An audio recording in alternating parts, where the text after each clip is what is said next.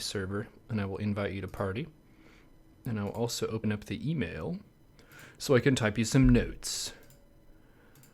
So you don't even have to remember everything that's said. Just have fun and absorb some knowledge. Sir Shane, thank you for the 18 months in a row. I am going to mute my alerts during this. Neuro, please do an announcer. I'll do it when I'm summoned. When they summon me, I will record some lines. Okay. Move to... What's up, Glazerbeam? Hey, how you doing? Fantastic. How are you? I am good, but I am struggling in ZVT. Cool. Let's see if we can find a way through the misty jungle. That sounds wonderful. Join the chat channel, and I will invite you. Okay. Neuro W, same as the emote. Awesome.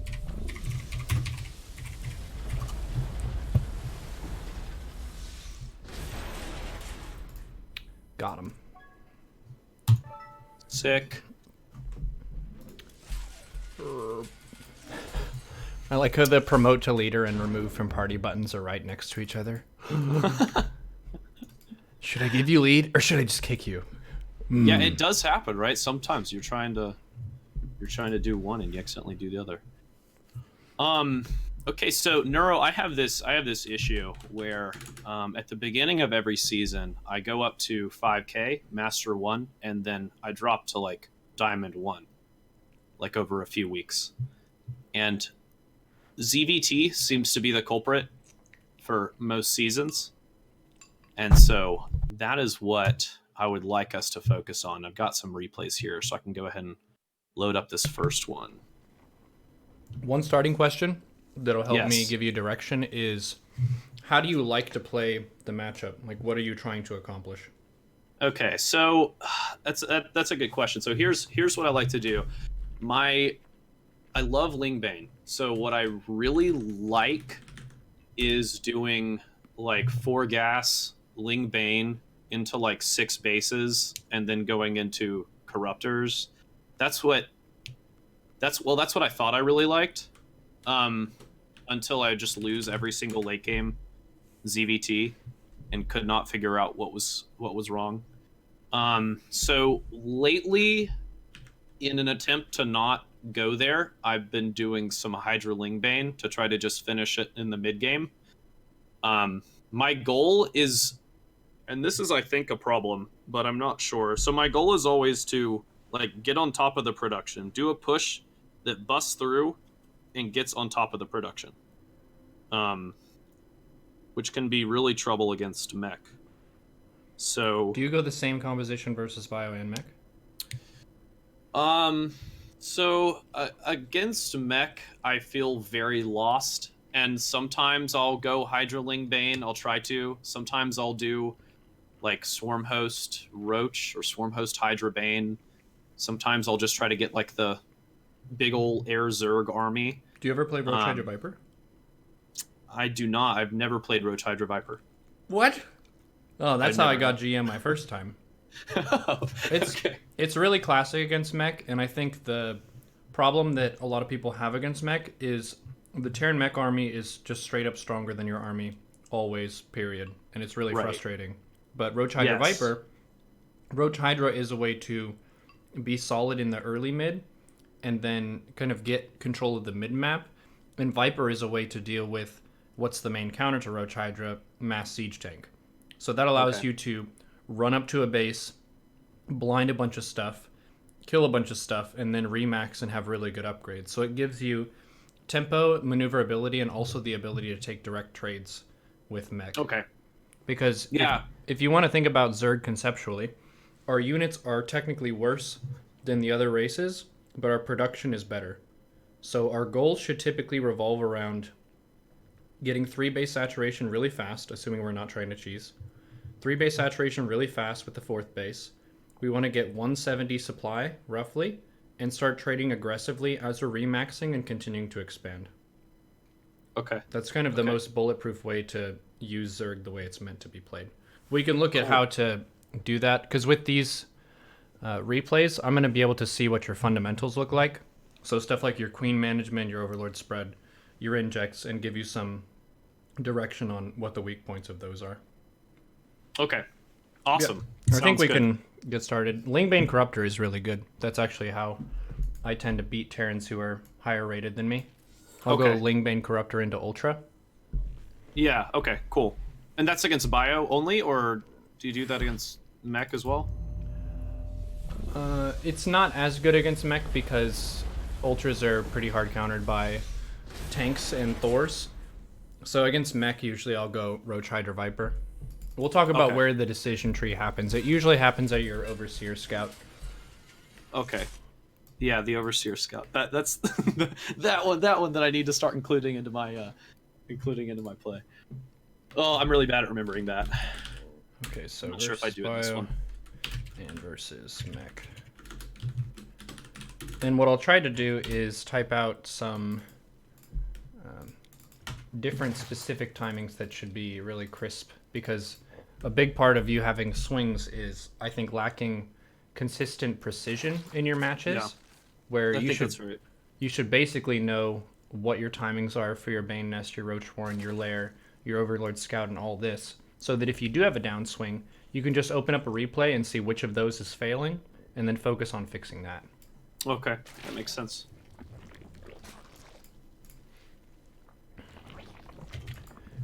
Okay. Let me update my stream title to Coaching You actually real fast. Oh, yeah, I'll do that real fast as well. I still have 2v2s with Loco. Loco sounds just like Glazerbeam.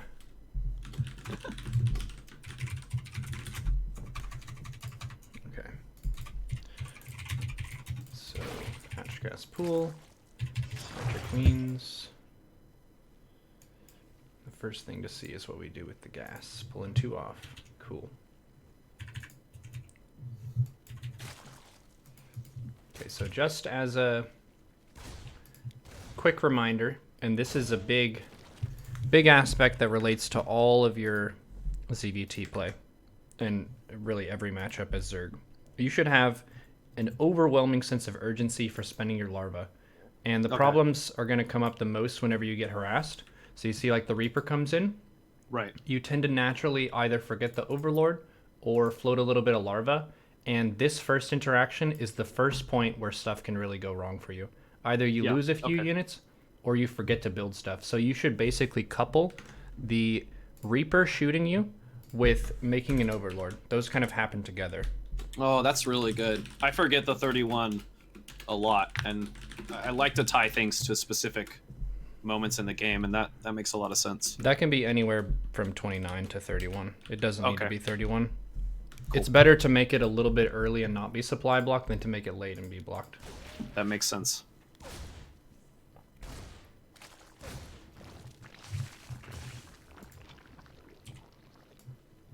Because right now, we can't make 2 queens. I guess you're doing your third, which is fine. But if, say, there was an SCV patrolling, which some Terrans will do, you wouldn't be able to do that, and then you'd be floating money, and everything would be pretty messed up. So, okay, so in that situation, do I just make 2 queens if the SCV is blocking? Usually, like I keep this Happy Buddy just over the third so I know. Because with your Overlord formation now, you wouldn't really know until you got your drone there, and then it's too late because the Reaper will just kill it. So I think that's your second Overlord. So let's say... Yes, that is my second, yeah. First Overlord crosses map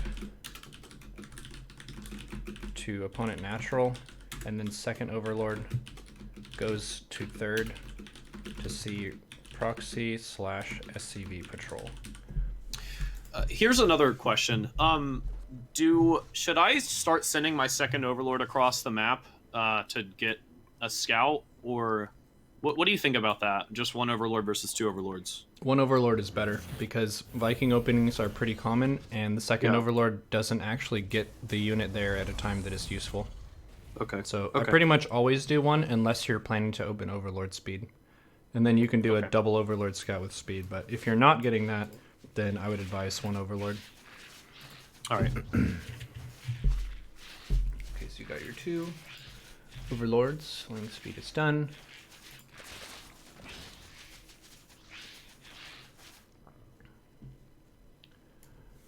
couple creep spread objectives you have, just to kind of give some direction to that, because I think direction with creep spread gives you a better sense of urgency because you know where you're going. Okay. So objective number 1 is connect all bases. 2 is fill main. 3 is push in front of third. And then 4 is push in front of fourth. And 5 is push all of map to mid. And then 6 is get to opponent natural. It's actually, I don't know how often you've been able to accomplish this in your games, but it's a win condition to get creep spread to your opponent's natural. If you have creep spread here, you pretty much always win, just because of how fast you are on the map. So if you're unable for whatever reason to hit a timing and, like you're saying, get on top of the production, focusing on creep spread, tech, and taking all the bases is a way to strangle out an opponent who is turtling really hard and doing a good job of that. Okay. Because a lot of times people will just ram their face into a brick wall and then lose everything and be confused. So it is technically possible for them to have such a good defensive position that you should never attack into that. And you'd basically just get a bunch of Vipers and start abducting units. That's the most efficient way to chip away at that problem. Okay. Do you know which number you are? If I were to to follow your cam, which number you are, or are you following my cam right now? No, I was just using everyone, like moving things around freely. Okay. Okay. Cool. So this is the first issue we're running into where we don't have enough units to defend. If they open Hellions, I need to go back to the scout. What was your scout? Okay, we don't have a scout. The magical scout timing is 3 minutes 40 seconds. Sack Overlord. So your first Overlord should be here on top of the pedestal at the natural. Okay. And you can usually see either Marines or Hellions at the low ground of the natural. So if it's like 6 Marines, they're probably opening 2-on-1. So you don't need to send it in, you already know. But if it's 1 Marine, you send it in anyway, it's going to die. But you'll see all the production, and you can get a sense of what the build is. Okay. So that's 3 minutes 40. That should be every single game. If they kill your Overlord, say they do that Marine first, second Marine, lift the barracks and kill it, that's fine. You can just scout with 4 lings when ling speed is done. But you should pretty much always make additional lings whenever you see a Hellion opening.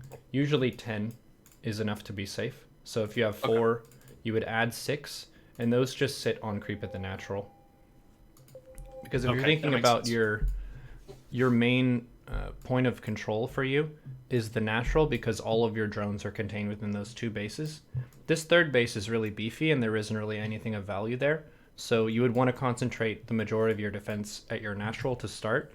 And then once you have enough lings and maybe some banes or roaches, then you can move your queens out to the third and keep your lings at the natural and kind of adjust that. One other factor here too is you injected your natural really hard over creep spreading, but a lot of times laying a tumor at the natural first is the better option. Okay. Just because that gives you better access to your third base. Okay, that makes sense. And especially because right now I'm supply blocked, so I'm not even using the larva that I injected. Right. Yeah. One thing that is a nice queen setup, if you do your first 4 queens, is you inject with both, and then your next 2, you can creep with 2 of the queens and inject with another 2. That's a really strong opening because you get a tumor here, which fills the main, and then spills down to a 4th base. And then you get a tumor at the natural, which goes to the 3rd base, which can then go in front of the 3rd base. I talked with some Terrans about this. Both Uppatry Zelda and Jason were saying they can tell how scary a Zerg player is by their creep spread. So if you're having a tough day and you don't know what to focus on, just spread some creep and get that to a monstrous level, because it is very intimidating. It's kind of like the walls are closing in for the Terran, and if they don't stop it, then it's going to just overrun all their stuff and they can never take a good fight again. Okay, that makes sense.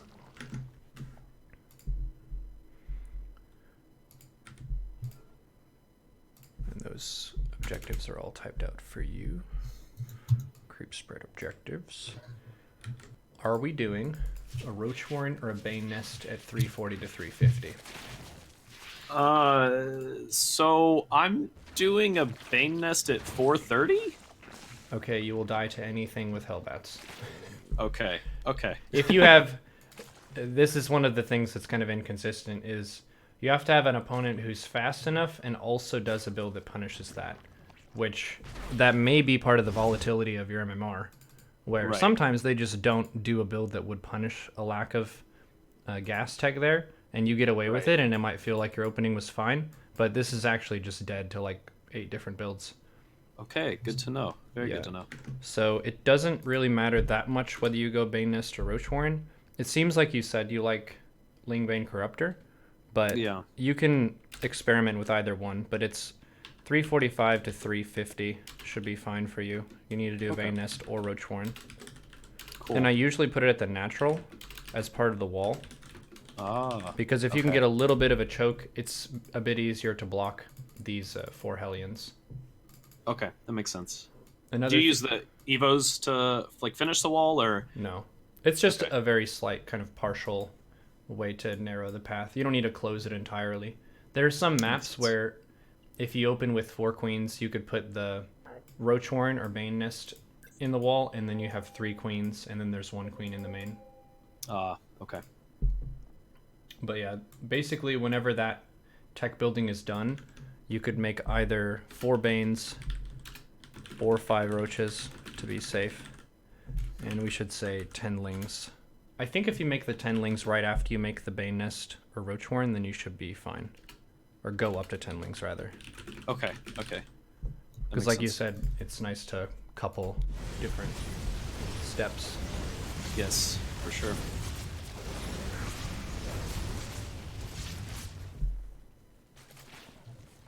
Alright.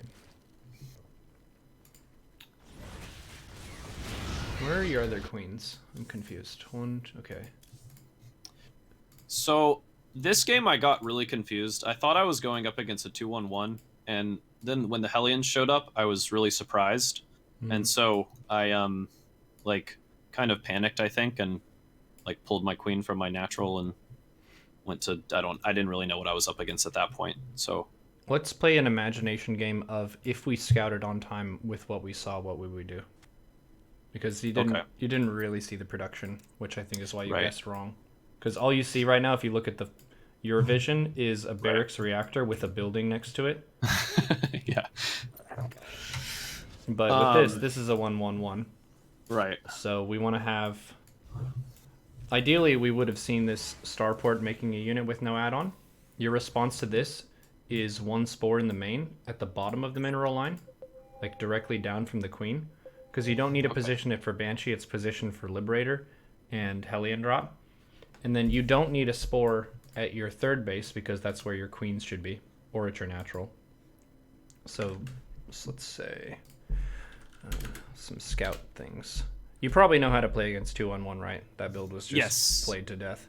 Okay, Yeah. so we don't have to worry about that. But if it's 1-1-1, no tech lab on starport, our response is 1 spore in main versus lib/medivac/mines, and then queens at 3rd, and then 10 lings plus 4 banes, or 10 lings plus 5 roaches at natural. And that should make you feel pretty bulletproof. Let's say it's 1-1-1 tech lab starport. You would want to get a 4-minute lair, 430 1 spore per base. Queens at 3rd. Overseer for queen group. And then you would have the same like Ling, Roach, Bane stuff as the other build. Do you know what to do against battle cruisers? I have a really hard time scouting, so when battle cruisers, when that was like happening every single game, I just did a roach all in every game. So no, I don't really know. You should still be able to scout that because most of those builds will either cut the Marine or have a single Marine. And Okay. you just send your first Overlord from the natural where we mentioned. And the starports usually go behind the mineral patch in the main. That's where the second one would go. But Okay. the response is kind of the same. The main difference is you would want to go up to around 8 to 10 queens, and you can do 2 spores per base. That's the only major difference if it's BCs. Okay. And a question. So I've been doing like 430 layer and then 5-minute Evo chambers. What do you? So you said four layer. When would I get my Evo chambers? So Evo chambers don't have to go down super fast. Most people, Okay. I think, take them too early, and part of the problem is very few fights are decided based on an upgrade advantage for you.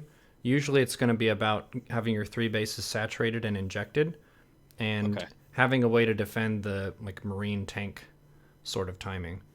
So a lot of times you'll get 1-1, but you won't really have the right setup or the right units, and you just die. So upgrades, Yes. yeah. Well, I've been there a lot too. Yeah.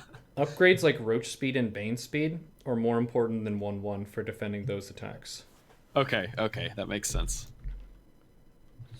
2 spores per base, 8 to 10 queens, and you can do Hydra Viper. Is probably the best versus a battle cruiser build. Okay, so we have all those openings established. It's all organized. We're putting some stuff in bold. Awesome.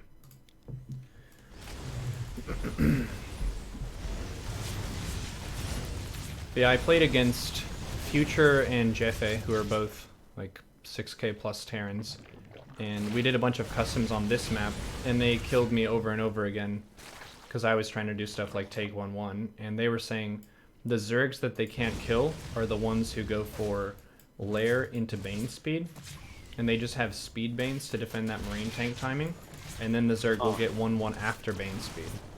That's Which so is- interesting. Yeah, it's pretty new. It didn't used to be like that. It used to sometimes rush 1-1 before lair.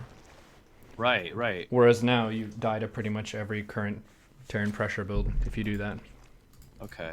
Interesting. So this is just awful here. Like I just lose so many drones.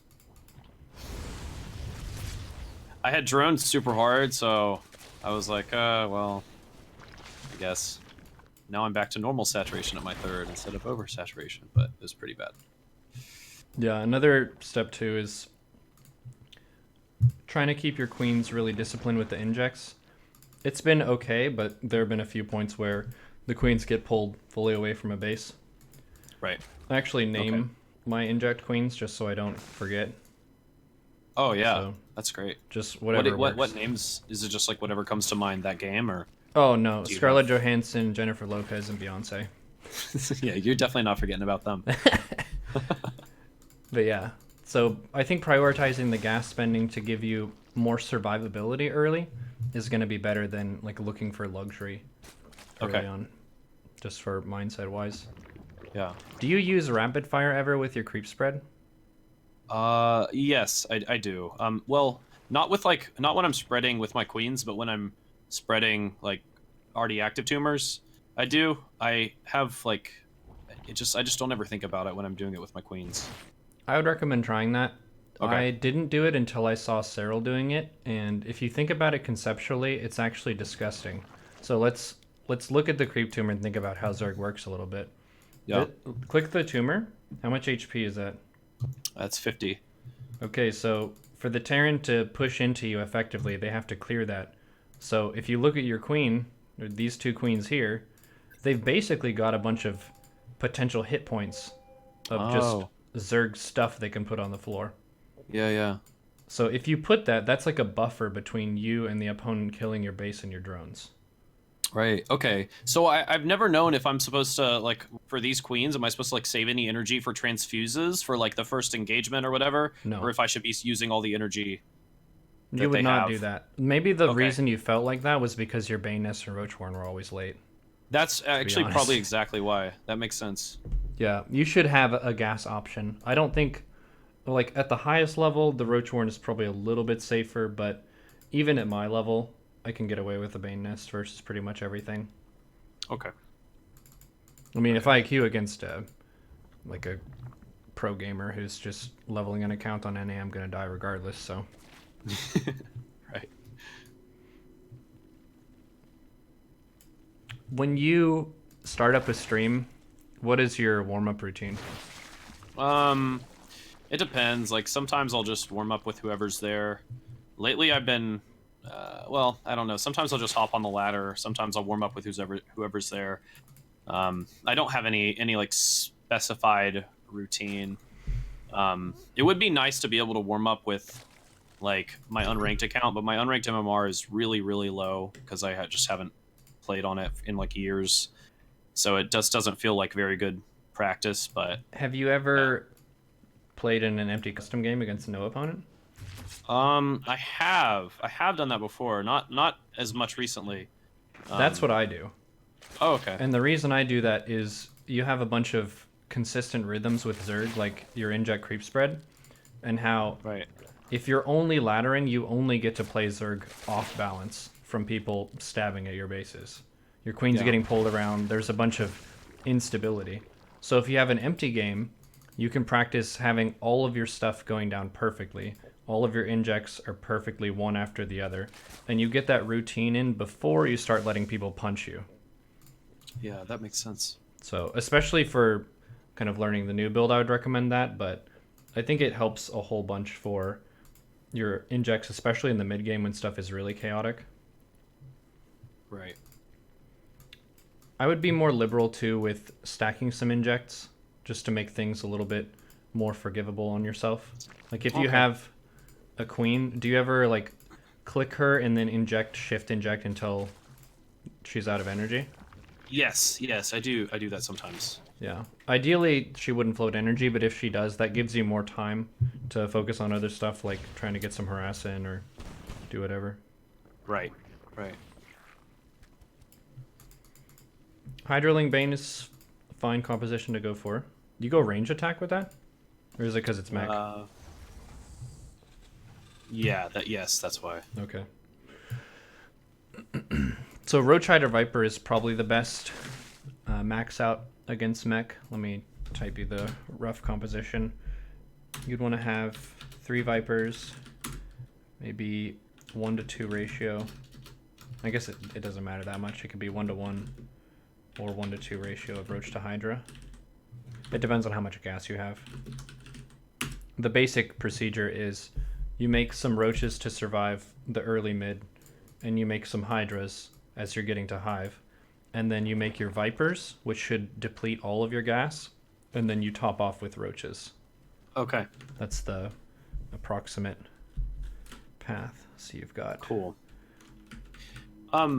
So what's a good hive timing? What should I be aiming for? My general setup for this would be you Overseer Scout. Let's kind of go back to when the mech branch happened. So we give you a key scout timing. I do find it pretty frustrating if I invest really heavily in something that's very anti-bio and then a bunch of tank Hellbat Thor comes out. Yeah, it can be frustrating. So it's around this point, like 6 minutes. If you could land a 6-minute Overseer Scout, then you would know. You have this guy here, right here. What are you doing, dude? Let's go. Yeah, he's just hanging out, isn't he? Yeah. So I would do it immediately. Like, as soon as you see that it's mech, drop everything. So what do you get right now? Do you get more bio or more mech? It's probably 50-50, honestly. Okay. Well, let's say for now, maybe you could start with the 340 Bane Nest, and then you'll go for the 6-minute Overseer Scout, and that'll be the big branch in your decision tree. Okay. So versus mech, pretty much as soon as you scout that, like look at your economy right now. You have 62 drones, and if your defense was better early, then you would have 70 probably. Right. You can just drop Infestation Pit plus Hydra Den plus Roach Warren all at once. It's totally fine. And then Nice. 4th base should already be down, but yeah, plus 4th base. And then ranged upgrades. And then Hydra ups, Roach speed, Hive, 3 Vipers, and then Roach Hydra, and you're good to go. It's a very simple max out build that's been around for a long time, and it's never going to go away because it's just conceptually really robust. Awesome. Yeah, I love that. Having like direction against mech is something I've not had, so that's good to have something to shoot for. Swarm Host is kind of weird, I think, for a lot of players' intuition because it's more of an endurance composition. Right. Where if they go Cyclones, you die. You want to specifically make it when you have map control in the center, and you want to start chipping away at a turtling player. But if they're being aggressive with, say, that double Thor medivac drop, or like aggro mech where they're trading a bunch of Hellbats and Banshees into you, then you'll just die. Right. Yeah, Swarm Hosts, I seem to always have like issues with where like I max out with them and I get a huge bank, but then I'm not sure how to trade them out well, and I lose, like, I send a volley and then the mech player just pushes into me and kills my Swarm Host, and I don't have time to remax, and I don't know, I just find it really awkward to play with. The most ideal way to use them is to like walk them across the map, box half of them, and then throw half the locusts and trade with a little bit of your army, and then kind of see what happens. Because if you throw all of them and they kill all of them, then sometimes they'll sense an opening and just go kill you. Right, yeah. You feel like really, it's a really uncomfortable position when you send all of them and they all die like to Hellbats immediately, and you're like caught with your pants down and you're not quite sure what to do. Yeah. So your economy topping out is really good. I think for your level, your injects are better than average. Okay. Against the pressure, it wasn't great, but I think part of that is because you didn't have other units that should have been helping. Okay. But for like, if you get stability, your injects are good right now. Your creep spread is pretty good too. It's just your composition is not really anti-mech. This would be really good against Marine Tank. Okay. But here they can just shave a bunch of lings off for free, and then drive away laughing. Kill the rocks. Kill the rocks. This creep spread is really good. Just deselect your Banes and kill the rocks. Or throw Chidra, it's really good. Because so this really threw me off. Sorry, continue. What were you saying? Oh, the SCVs? Yeah, like really threw me off. So much so that he actually sniped a base, literally killed the base. Which is, felt really bad. Well, that's usually going to be when they make a little bit too much worker and they're trying to trade some out. Okay. It's not super rare. They're not trolling you. It's basically saying, like in this case, they have 76 workers. So if they traded out 14 of them, they can supplement their mineral income with mules. That makes sense. Yeah. Okay. So this is deliberate for them. And Protoss sometimes does this too with probes. If they're trying to go for their epic sky toss late game sort of thing, they'll trade out some workers. So it's not BM. It's not a troll thing. It's just they have a lot of workers and they don't need quite that many. Cool. Makes sense. Yeah. But kill the rocks.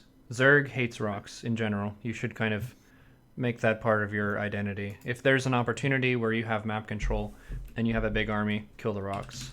Okay. Kill the rocks. A lot of times a Zerg will die to storms and they'll throw their hands in the air and they'll say, oh my goodness, storm is just so OP. But all of your stuff gets funneled into a really narrow choke that would have been twice as wide if you killed the rocks at an earlier point in the game. And then you could flank and it would be really good for your army. Yeah, that makes sense. If you're in the late game and you have $1 million like this, 2 spines and 1 spore per base. You can probably skip the main and the natural, but for your outer bases, Hellion Drive-By is what a mech Terran should be doing with their minerals. So for this base, and this base, and this base, 2 spines, 1 spore. And you put the spines kind of next to the hatch between where the geyser is and the minerals are. You kind of know what I'm talking about? Like that area where there aren't actually any drones mining. Right. And if you have 2 of those, that usually gives you full coverage of the base. So if they're going to kill the drones, the Hellions are going to die in the process. Okay. Yeah, this is actually one of those situations where technically it might not be the best to attack. Yeah, I'm really bad at knowing. So it's after attacks like that like mentally I just get really deflated, because like, and I almost kind of just throw my hands up in the air and I'm like, okay, well, this game is over. It's really hard for me to think like this game could still be. I could still win this game after something like that. What you should get familiar with is how fast +3 attack Hydras will kill a planetary. Okay. It's actually nasty, and that would make the Terran in the upsetty spaghetti situation. Okay. Like you, right. This is how you would do it. Like if you're looking at the Terran setup, you walk your happy Hydras over to this base, you attack this planetary for 2 seconds and it dies, and then you walk away. That sounds awesome. Yeah. But they're so slow and they're so entrenched that if you attack here, you're gonna die with any army you send. Okay. But you can cool. kill this base for free. You can kill this base for free, just attacking on the left side and then pulling back. You could also Nidus a bunch of Hydras. I think that's a really good option.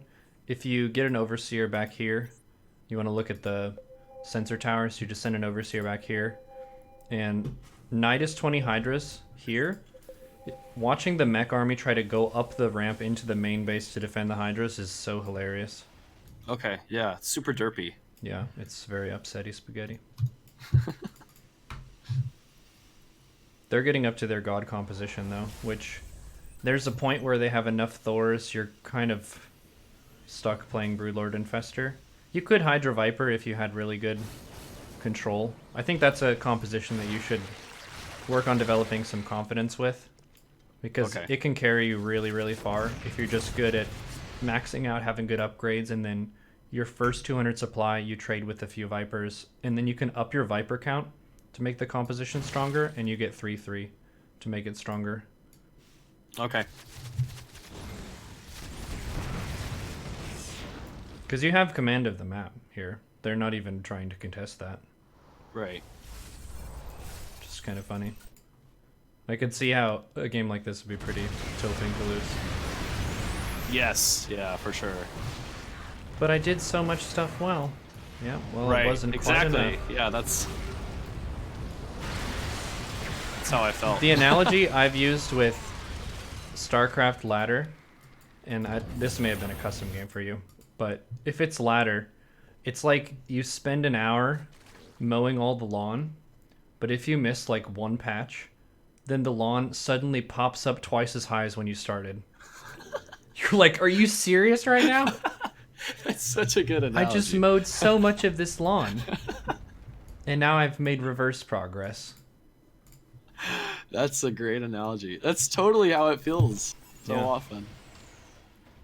Welcome to a super competitive video game that's really brutal and not forgiving. But at the same time, that makes it beautiful, because if you achieve something for yourself, it's that much more real. Because the game isn't trying to pat you on the back. It's actually just, it's actively nuking your expansions right now. Yeah, exactly. Yeah. So I think at this point we're kind of just running around unsure of what to make and getting nuked into oblivion. So totally, completely like lost as to what should be happening. We've extracted the useful information from this. We can move on. Excellent. Yeah, that was a really painful one to play. That was one afterward where I just felt like completely deflated. I don't know. Yeah, so like mentally, I feel like sometimes after games like that, like I think that was like 27 minutes or something. Yeah, it was like 27 minutes. And after a game like that, I just feel so bad, and I don't know what to do with that. Like, what do you recommend? You're good with like mental stuff, and usually what do you recommend? You go into the replay and you look at your first big misstep, and you try to correct your gameplay from the first mistakes to the last mistake, because a lot of times there's some big explosion that happens really late in the game, and that's what resonates with you emotionally, like, oh, that one big miss micro that I had in the big fight or whatever. But if your early game was a hot mess and you figured out, you really ironed out how to solidify that and give yourself stability, then when you get to the mid game, you just level the opponent because you're way stronger. You have map control and you know how to press an advantage. Right. Okay. It's a really consistent thing when viewers ask me for analysis. They'll be like, Neuro, I have no idea what to do against carriers. And I look at their early game, and for the first 7 minutes, it's like, if you just fixed this, then you could do whatever you want and the opponent would lose. Yeah, that makes sense. It's a super snowbally game. Because your early game dictates what your mid game is. We all start from the same point. Like, we do same as Cyril. But stuff happens where we fall behind his pace. He's like race car level, and we're just trying to cruise along in a Mazda Miata. It's not quite the same thing. But we're driving on the same road. Right. Right. Oh great, another try hard. So this is your safe spot here. The thing with the fan. Oh no, where are you going? So, yeah, on this map, on Port Alexander, that safe spot, like, just makes me so mad because it's so far away.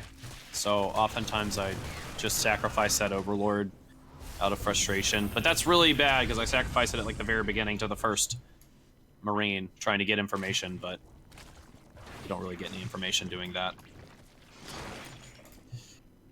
Challenge mode. Try to inject your third base as soon as it completes.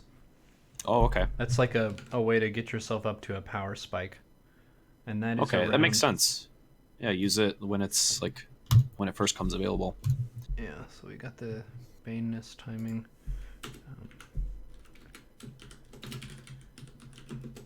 Inject third as soon as it's done. Wow. I noticed that was a big problem. Whenever I would have a big downswing, it would be a long time before I would inject my third base. And you just have a lot less stuff to be able to kick butt. Right. This lack of creep connection is a big whoops as well. It's actually a big problem. Because if they Hellion drop you, and you have to walk your queens up to the main off creep, it's just like it's terrible. Trudging through mud. Right. Ugh.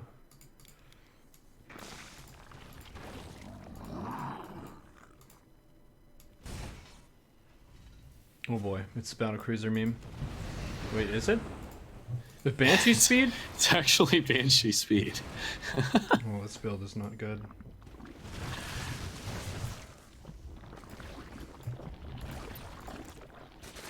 So we have 70 drones. Inject the third base 7 times. Or once. Yikes, I'm sitting there with so much energy on those queens.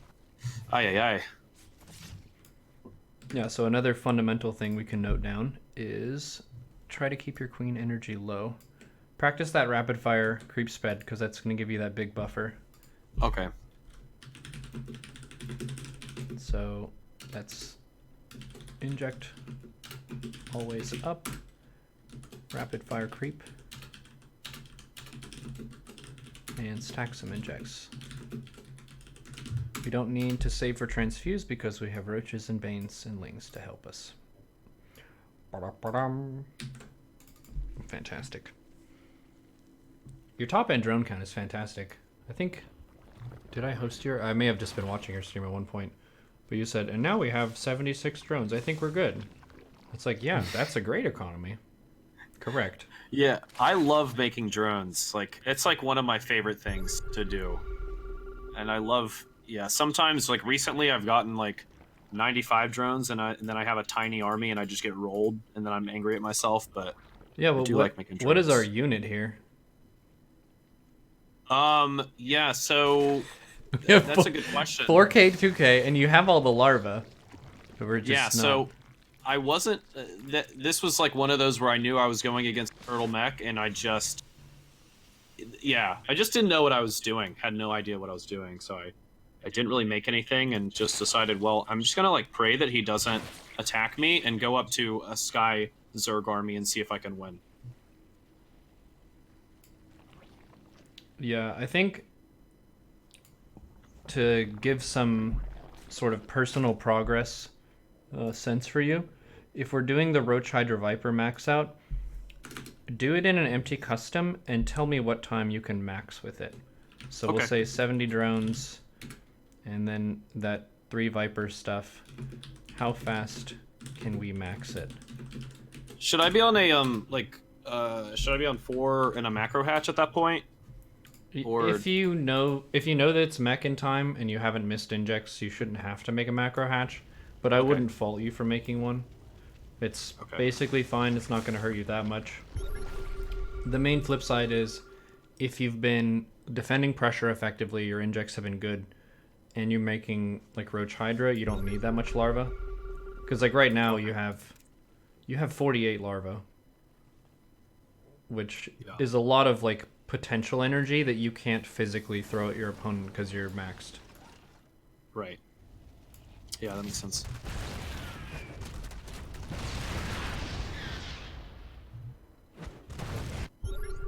Everything starts to go really wrong right here.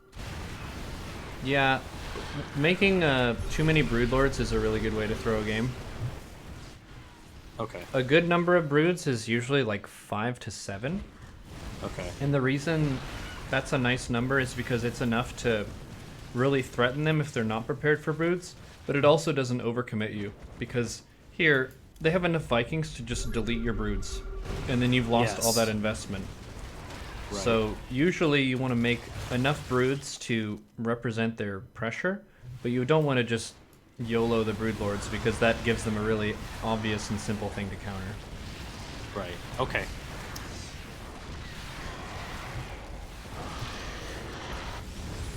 And Broodlord is a pretty good follow-up to the Roach Hydra Viper as well. I don't know if I mentioned that, but Broodlord is a very good unit. Yeah. I've lost a lot of silly ZVTs that way where I push in with a few too many broods and they attack me with a run-by or a drop behind it and I lose a bunch of stuff. Basically exactly what's happening to you now. Right, yeah. Okay, so have we seen enough of this one?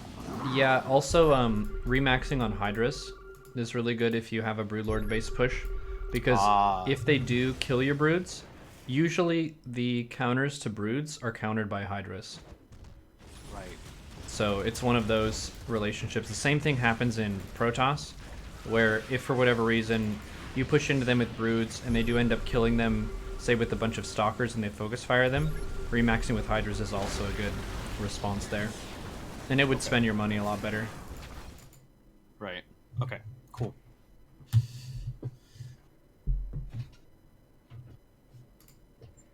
Did this person play Bio against you at all? Or was that... I guess that was a different person. I have a bio game, yes. Okay. Right here. Yeah, so the I got on to look for replays this morning, and I was like, oh gosh, none of these load from yesterday because of that. I thought the update literally just like patched Loco in, but as an announcer, but I guess it also with every update it makes the old replays unwatchable. Well, you know why that happens, right? Yes, I do know. Well, okay, I didn't understand since I didn't think it actually affected the game, but maybe there were some like bugs that they fixed too. I think the reason they break the replays like that is it is a measure to counter map hacks and stuff. Because map hacking used to be a lot more common, like in Wings and Hots. Oh. And now that's a way that basically shuffles some code that messes some stuff up. So if they made a map hack, they would have to update it for every single patch. Okay, that's really interesting. Yeah. I did not know that. So probably worth it. Yeah, no, definitely. It did cut down on it by a really substantial margin. I don't know all the stuff on the back end. I'm not super savvy to that kind of technology, but that was what I've understood from it. Okay, so this is the bio game. Yes. What time do we drop the Bane nest? Same thing. I just did 4:30 for the Bay Nest. No, I'm asking you the correct time. Oh, 3:40. What time do we sack the Overlord in the main? I think at 3:40 as well. 3:50, but And yeah, we you do can. a 6-minute one. Yeah, you can do them at the same time. That wouldn't be too bad Okay, if you want to just combine those. cool.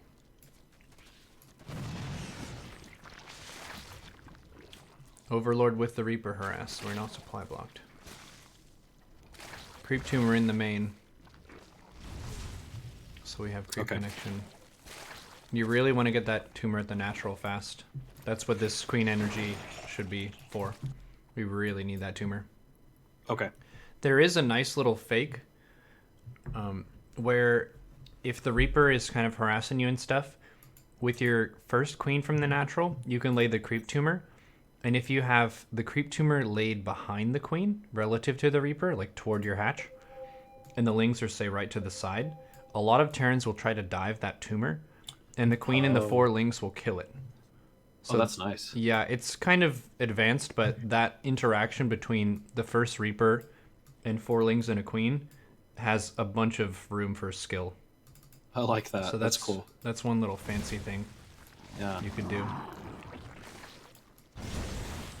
You have a better ling count this time against Heli and stuff. You're making heroes instead of Avengers, so. Like I said, I think it was because I thought it was a 2-on-1 on that first one. I guess that last game I just had no idea what I was doing because of the wall. That really psyched me out, but... And this, ladies and gentlemen, is why we have 4 Banes by default. Okay. So you have 4 Banes by default, and if you saw this, you can basically just dump the rest of your gas into Banes and then make Ling Queen. Cool. Because the 4 Banes would incentivize the Terran to split, and it also buys time for your other Banes. Okay. Yeah, that makes sense. Did you know that Queens deal more damage to air units than ground units? I did not know that. Did you know that That's interesting. Queens have more range against air units than ground units? I did not know that. Did you know that the air unit is more valuable than the ground units? That I did know. Okay, now you have 3 reasons for the Queens to focus the Medivac. Okay, there you go. Awesome. You A-move your ground army, you hit your Queen button, and you focus the Medivac or the Liberator or the Banshee. Whatever the air unit is, the Queens are going to be way better against it. Very cool. Queens focus the Medivac. We'll get this bold and purple. We have color-coded notes. Yes. It's fancy.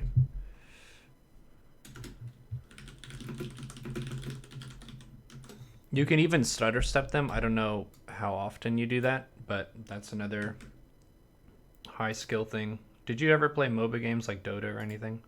I did not, no. But basically what that is if you have a ranged character, you attack once, and then there's a cooldown between your first attack and your second attack, so you can move forward a little bit to chase. So you attack, move, attack, move, attack, move toward them. Right. That puts tons of pressure on their air unit, and Queens are so beefy that they're usually not the thing that's getting killed super fast. You can do the same against 2-on-1, where the Marine Medivac comes up, you just have your Lings get on top of the Marines, and then your Queens shoot the Medivac, scoot forward, shoot, scoot, shoot, scoot. Okay. Oh, oops. Question. Should I take the bottom 4th just since my creep spread is further out instead of taking this triangle 4th? Yeah, I think it's better to take the 4th that has more creep. Okay. The flip side is how confident you think you are against a big push, because they also expanded down. So if you expand here, you're expanding toward them. Yeah. So you want to basically weigh the 2 of those factors together. Are they expanding toward me, and do I think they're going to parade into me? And also, where is my creep spread? Okay, that makes sense. But if you rapid fire your creep spread, then you should just have a lot more, which means you'll have more options for yourself. Cool. Inject the bases, keep the queen energy low. Against Bio. Natural were bad. Oh, and the 3rd. Oh gosh. Ugh. Against Bio. So we have Lingbane Corruptor said what you want to play. It's very good. I think it's fine. The problem is not your mid game really at all. The problem is your early game, and then not really knowing what compositions to max out on that really threaten your opponent. You tend to get a super good economy and start banking a ton of money and not really do too much with it. So that's exactly what I do. Yeah. Okay, so yeah, that makes sense. So I should be like trading out army when I start banking to like harass like the bases that are on the outskirts. Is that what I should be doing? What I tend to do is, do you use the steal function at all? Yes, a lot. So you would like box just a clump of your Ling Bane, steal it, move command, move command, move command. Okay. And then you're defending with the rest of your stuff. And you can just consistently do that. There isn't really much of a downside. So just take your Ling, send it around a side lane into the natural. Sometimes you can send it here, but usually their army is going to be concentrated in front of their newest base, which we can see it is. This is pretty common. Most Terrans won't have a tank here. This is kind of weird.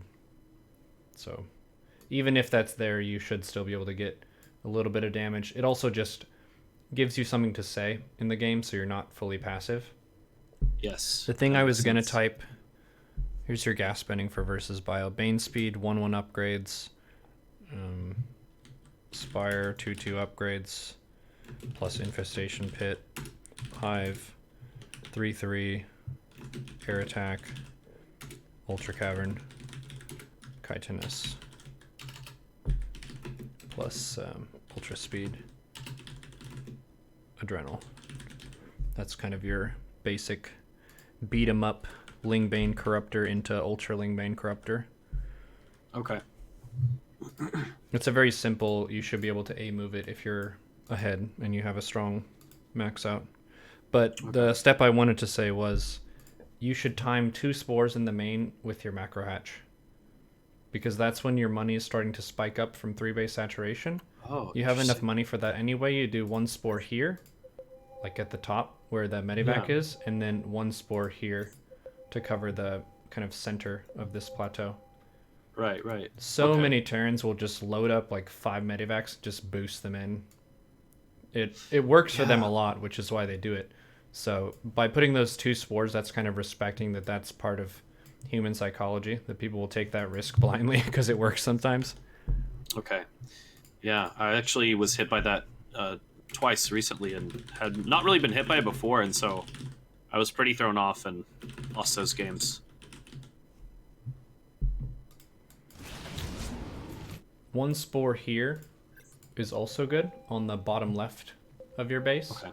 And then 1 here on the top of your base. So if you look at your mini-map right now to kind of see the formation of your bases, it's like a triangle, right? Right. So the main points are going to get attacked are probably this point of the triangle, this point of the triangle. And if they fly over the dead space, then it would be here. Okay. Yeah.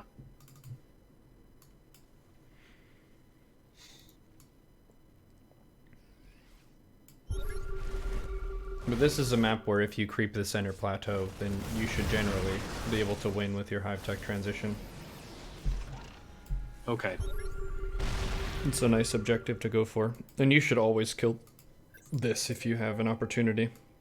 Now is not a good time because you have an attack to defend, but... Okay. Zerg hates rocks. Kill the rocks. Kill the rocks. God, I can't stand rocks and debris.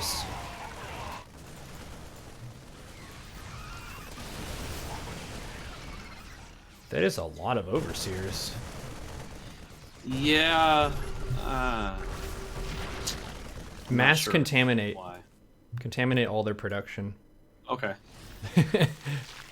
Well, I don't think you need this many in general, but that would be a fun thing to do. But if I find myself in a situation where I accidentally made this many, just fly those suckers in and contaminate. Yeah, you should get Overlord speed too. It's a good upgrade. Yes. Okay. It's not one of the most glamorous upgrades, but it ends up helping you in small ways a whole bunch, and if you add all of it up, it's quite strong. For its cost, it's pretty cheap. 100, 100 is not that much. Yeah.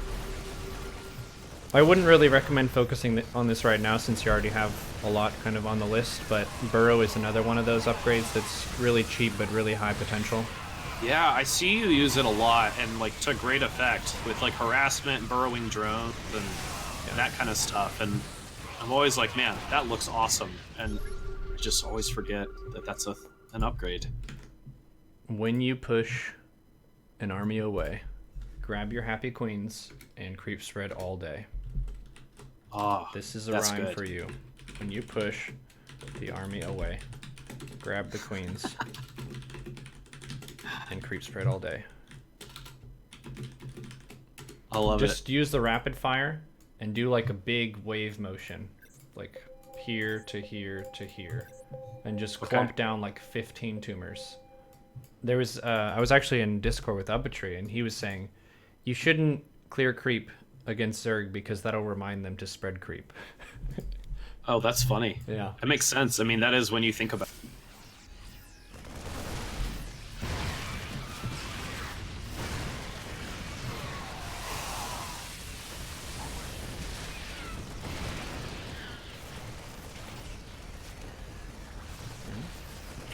So really making through the push. Imagine if we had like 6 ultras in the production tab, Yeah. how absolutely monstrous it would be. Right. I can almost hear the Jurassic Park theme playing.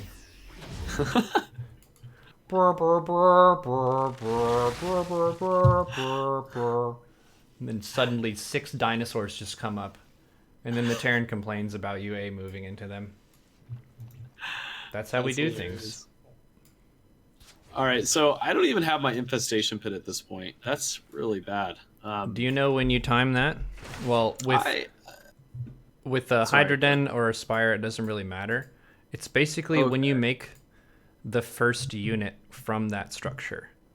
So I already put it in the notes here. After the Spire, you get 2/2 plus Infestation Pit together. Okay. But yeah, if you just make Hydroling Bane, it falls off really hard. Unless you're generic Green Wings Rogue, and then you can still kill Terrans with it. But Okay. personally, I'm not generic Green Wings Rogue, so it's not really the best for me. Usually I need Yeah. to... No, I'm not either. So that sounds good. You need to rely on some better units. Okay. Yeah. That engagement went really, really terribly. There's no creep spread, and there's no 3/3. Yeah. Okay. Actually, you don't have Actually, 2/2. I don't have 2/2. Oh boy. That's not good.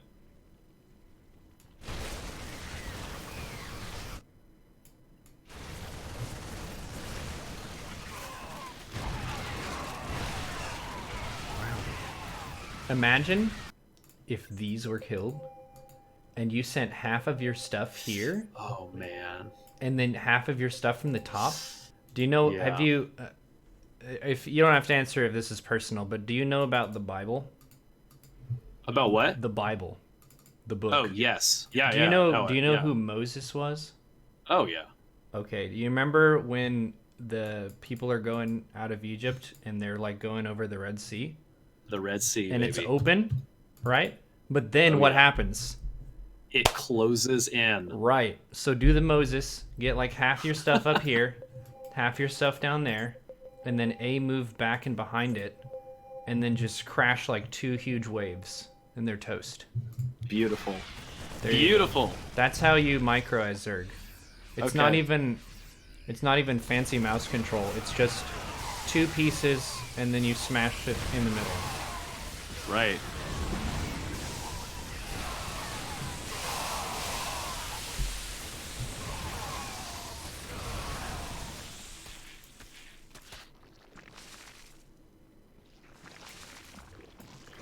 And to give you a little representation of the math behind your situation, you've got 8 queens right now, which is 16 supply. And when you're trying to think about the strongest Zerg armies you can make, you're looking at your worker count plus your army supply count. And you want to think about what job everyone is doing. Because in the main base, we've essentially got 1 queen who is... She's not actively helping our business. She's kind of dead weight right now because there are 2 queens that are already floating energy and doing their job. This queen at the natural, she's not really pulling her weight. Yeah. And the nice thing about making ultras is you just get all of those extra queens who have kind of lost their purpose, and you say, okay, now you're a Pokemon healing station, and you're coming with us to creep for the army to control Yeah. the center, and then you transfuse the ultras. Okay. Because in the late game, if you're against like Biotank, Mass Queen doesn't really do too much, especially if they're just hanging out in bases. Hey girl, what you doing? Oh, I'm just looking at this tree over there.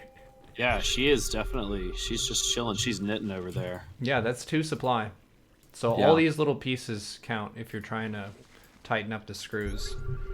And you're a Masters player too, so these little things are gonna matter a lot. Right. Okay. If you were Platinum or Diamond, I would not really mention that. It doesn't matter too much. Right. So we've got the 2-2 tank stuff. And yeah, basically for the past 4 minutes we could have been making ultras.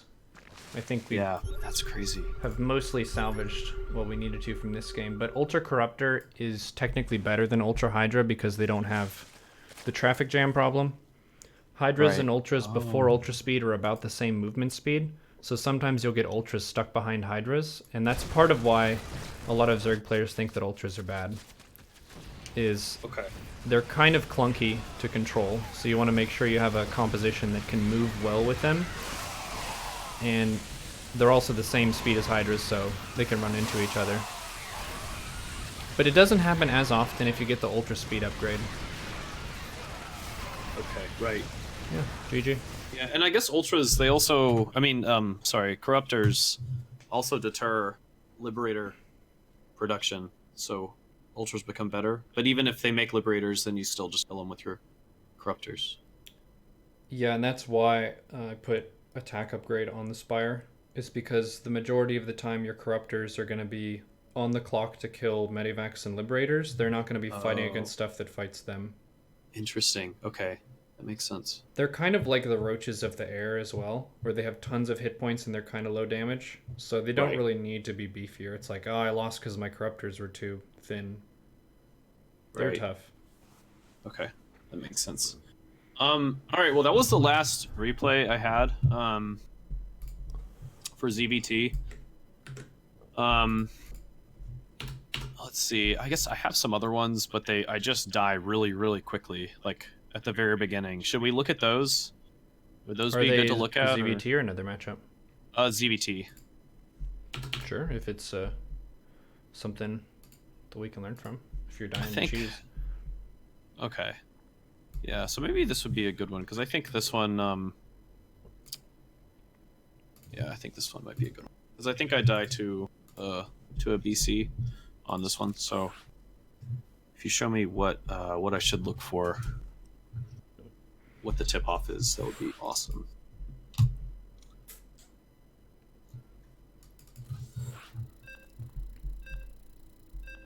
It was so consistent before that, like, it just seemed to be BCs before the last patch, like, every single game, so I actually felt like I was better at defending against it then, because I would just always move all my queens up to my main, because the BC always went up to my main. But now it's... I feel like there's so much more diversity in the openers that I have trouble. Yeah, well, the Battlecruiser build changed. It's a 2 starport build, and the reason is the only thing they changed was the Yamato research time. So if they make 2 of them, then they're both done at the same time as Yamato anyway. So it's still a viable opening, but just not the 1 Battlecruiser opening. Yeah. I was pretty fatalistic at that time. I was like, all hope is lost. I've just completely redone my ZVT, and now a Battlecruiser opener is a thing, and I had no idea what to do. The 30 Overlord is a mysterious overlord. Oh, gosh, that's so bad. I name mine. Yeah. His name is Theo. Oh, that's a good name. Theo the Third Overlord. Or I guess the third. Reaper shoots my thing, make an Overlord. Look at this guy. That's a boss Overlord. Yeah, he's getting everything. I see what you're doing there. Alright, so what do we do against this? You've scouted it, we've covered it. Alright. So, against this, we're going to get a Spore in the main. Is that right? Like... Hold on. There's research on the tech lab. That's your clue. It's a tech Okay. lab starport with research. So I know it's going to be Banshees. Um, I don't know. 4 minute I don't lair. remember. 4 minute lair, 430 spores, because we want an 4 overseer. minute left, 40 shores. Okay. Yeah. And you would have already Okay. had the 340 Bane Nest because that's every game. Right. You can Yeah. cancel it. I didn't say this, but some people do go 2-1-1 still. You can cancel the Bane Nest and get 1-1 if you see 2-1-1, but it's very rare these days. That build belongs in a museum. Okay, cloak. Are they gonna cancel it and go battle cruiser? Oh man. So I thought this was a battle cruiser. Yeah. Okay. Interesting. Yeah. Into a supply blocked battle cruiser production. Absolutely amazing. That's a long supply block. It is. I was enjoying that. Wow. They need to get Yamato. What do you die to? I don't want to talk about it. Yeah. It was like I think the Hellions end up doing a lot, and then the BC comes across, and at that point, yeah, and my queens don't go all the way upstairs. They just kind of hang out on the ramp because my creep thread's not connected. Actually, they just hang out on the non-creep area, which is just terrible. Supply block. We're supply blocked. Oh my gosh. As a general procedure, whenever you have a big heap of larvae fall from your injects, Yeah. make 1 or 2 overlords and then make all drones. It seems Okay. like you're just making drones as you get it, which is gonna jam you up every time. Okay. Now question. This is a question I had earlier. The 40, the like 29 to 31 overlord, is that just one overlord or can I make 2 there? It's 1. 2 is too many Okay. because you need to make Okay. queens and a third. Okay. Battle cruiser operational. You have 4 Banes. But that is a lot of Hellions, and we are very supply blocked. Yeah. And I chase them off creep. Are we Oh my still gosh. supply blocked? We're not making overlords! Oh no. And my queens are just sitting. They're just sitting and Yeah, you know Glazerbeam? He's a really good streamer, but then he got supply blocked. I used to be a streamer like you. Then I got supply blocked. And the Hellions drove in and killed 45 drones. Okay, now I see Yeah. why you died. Yeah. That was really demoralizing. Okay, so I feel like that's really good ZVT coverage. I would like to ask about ZVP because I don't really have a I don't have a replay, but just like a general outline. What should I be doing in ZVP? I feel like I'm better at ZVP, but I oftentimes don't know what I'm doing, and I'm just making stuff. Like, I feel like I'm pretty good at knowing when it's going to be a 2-base all-in and making a ton of roaches, and then I usually over-make roaches, kill the 2-base all-in, and then just try to go across the map and finish the game. Mm-hmm. But, like, in a macro game, I have no idea where I'm going, or what I should be shooting for. I'm typing out the opening build. Hatch gas pool, ling speed, 2 queens, 4 lings, 30 expand, 30 overlord, 6 more lings. Then we're going 330 refill gas into main, 350 lair plus roach warren. One nat has 18 to 19 drones. Take 2 gas there, and then roach speed, overseer, and then you're droning third. You could probably make roaches off 50 drones, then scout for third / gases at third. If gas at third, you can drone to 70 or 80. But you can play ZVP is pretty nice right though, because there are a lot of different ways you can play. You can go Right. Roach Hydra into Lurkers. You can go Hydra Ling Bane. Both of them are good. What Cyril has been doing is opening Ling Speed Overlord Speed layer, and then skipping Roaches when he can, and defending Prism stuff with Queen Ling. I think the Roach opening with layer is probably the most stable for someone who's not super good at scouting and interpreting builds. That's what I learned from Pig. Okay. If you Cool. have some time, I'll link my coaching session that I had with Pig. It's on YouTube. I'll put that in the notes here as well. But that helped me a ton. I was really lost in the matchup. Okay. And he talks some about like what my goals are as a player and what I should be focusing on, how to be really safe and stable. Because Cool. that's, from what I can tell from our coaching today, what we're looking for in your play is stability with your opening build and then Right. confidence in what your max out composition is. And if we have both Yeah. of those things, you should be rolling all of these opponents you've showed me like really easily. Okay. Okay. Cool. Let's see. I think I had maybe one more question. Oh yeah, is like harassing. Is that essential when you're playing ZVP? Like, I kind of feel like I'm not. I don't know. Maybe like once the Protoss gets on like 4 bases, and we're like macroing toe to toe, I feel like I just get up an army that's inferior. So I thought maybe I should be harassing the whole time, or is there? The main thing that a lot of players are doing in this meta is 3 to 4 overlords of units into main, Okay. and then posture or hit 3rd/4th base with ground army. That's cool. And I if like you that. do that, then basically your crab claw, where you have one big claw and one small claw, and you just pull back whichever side loses, and you press in Okay. whichever one wins. It's really hard for them to deal with that mechanically, especially Right. at your level where you're like Masters 1 ish. A lot of people have a good sense of how to have one big strong army and how to fight with that and micro that. But Right. usually players at your level are going to have bad camera control and bad kind of Mhm. multitasking and dividing of their forces. So instead of just jamming your Zerg army into storms and dying, if you put like 3 overlords in the main, they have to think really well about where they're warping in and how they're dividing their stuff. And High Templar look a lot worse if it's a multi-prong kind of situation. Okay. That makes sense.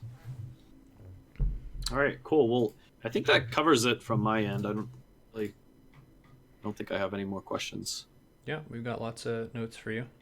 Awesome. Stuff is in bold, and some stuff is in caps, and some stuff is color coded, so you know Nice. it's important. Lots of timing benchmarks, and I hope you feel refreshed and you have some direction and you're not going to feel lost anymore. Yeah, absolutely. This is great. Yeah, it was like so much of it is like you said, it's the making the beginning safer and protecting myself against the potential openers, and then also the late game. I just didn't really know what kind of max out composition I would be going for and how to use it. So that's good to have direction there. Very Sweet. good. I just emailed you the notes. All right. Cool. Thank you so much, Neuro. I really appreciate it, man. This was really, really good. No problemo. Good working with you. Thanks, dude. Go get him. Enjoy your stream. All right, will do. Thanks, you too, dude. GG. I got him.